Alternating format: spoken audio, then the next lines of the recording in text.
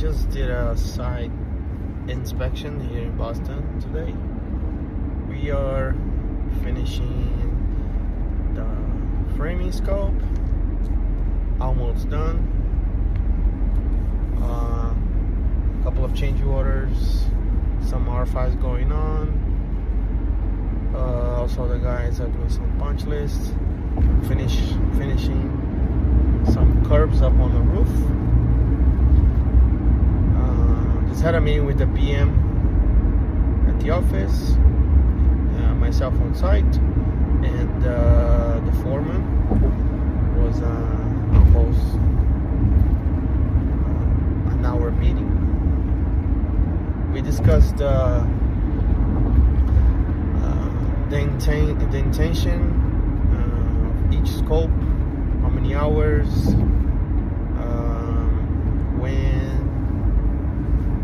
when we're supposed to finish, so we can focus on other items.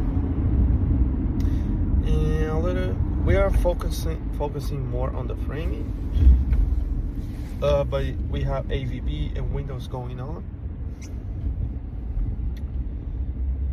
But we are focusing more attention to the framing because that was the first scope that we started, and now we need to finish strong.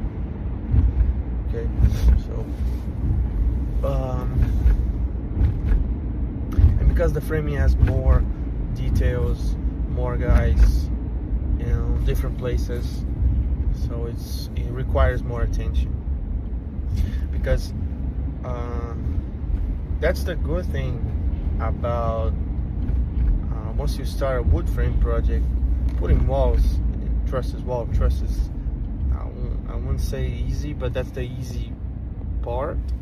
The complicated part will be the punch list. You have to start right away, so you free up work for the next trades, because we are the critical path when you're doing framing. As soon as you're done, all the trades can start their work, but you need to finish yours. So every detailing that you have to do, required by plan,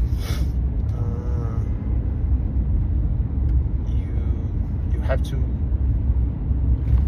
give more, the proper attention, giving the right crew underneath. And I always say to focus on having just one floor of a gap. So if you're framing the floor on top, you should have a crew below, work on detailing, punch list, quality, and this is rough framing. You might have some adjustments on some windows, on some doors, block-ins. You should try to keep that to a minimum, right? But it usually happens, so you have a more detailing crew. And also make sure you are cleaning up, because you don't want a messy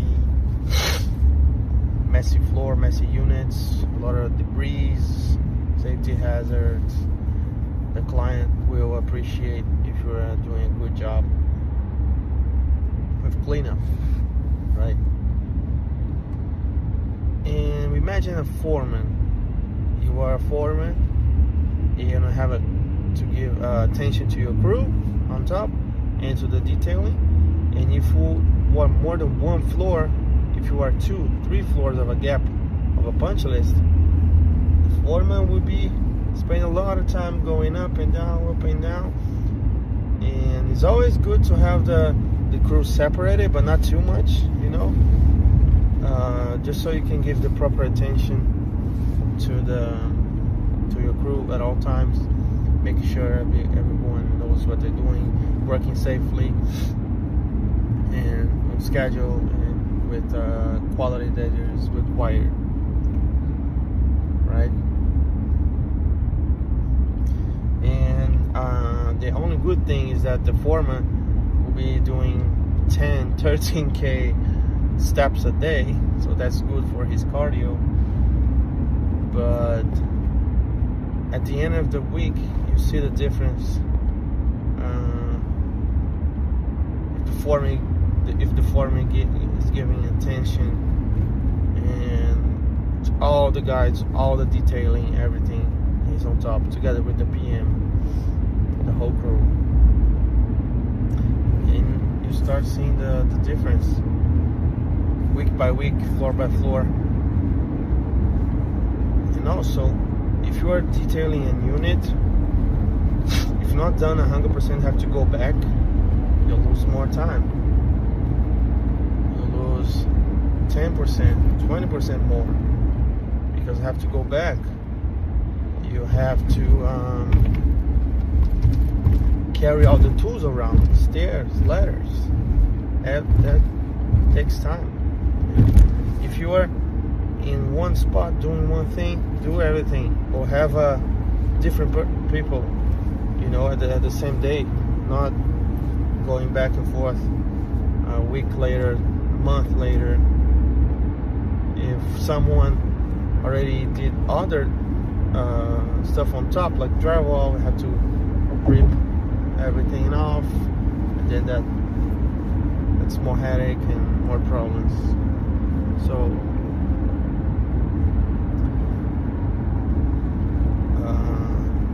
you can lose a lot of money if you're not done with your punch list on time and with quality. And give special attention to the cleanup. If you are leaving trash everywhere, and the client's going on the unit every day, he's gonna catch up. He's gonna see stuff that you missed. Some engineer detailing, design detailing, he's gonna ask you to come back. Follow the plans. And sometimes the plans are over designed, in my opinion, in my experience. So yeah, use your experience, your foreman experience, to get as much as detailing as possible, and try to avoid a go back to.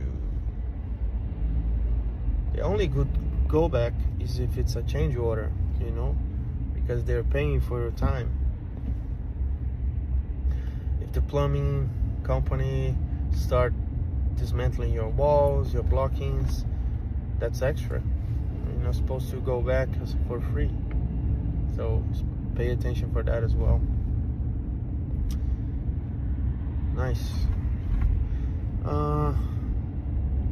What else? I checked today.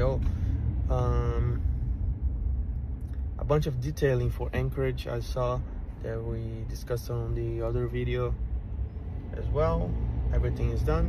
The hurricanes, the tie downs, like 95% done. They're just at the last floor, almost catching. The bridge blocking to be done with it. So cool.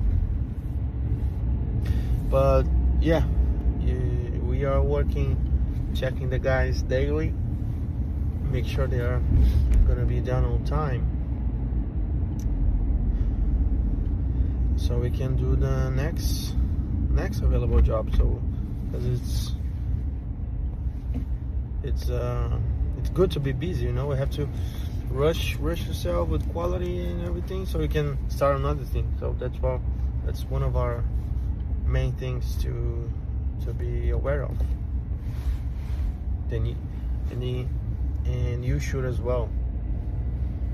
If you rush, if there's that internal rush for you to finish a job, of course with quality, all the punch lists done, don't leave your client hanging, so you can start another one and do it. It's not a cycle, it's more like a, you know, it's a cycle, but it moves, you know, almost like a spring. I think you do 80% of wood carpentry doesn't change. You have to do the walls, the punch list, the leveling, the plumbing. And yeah,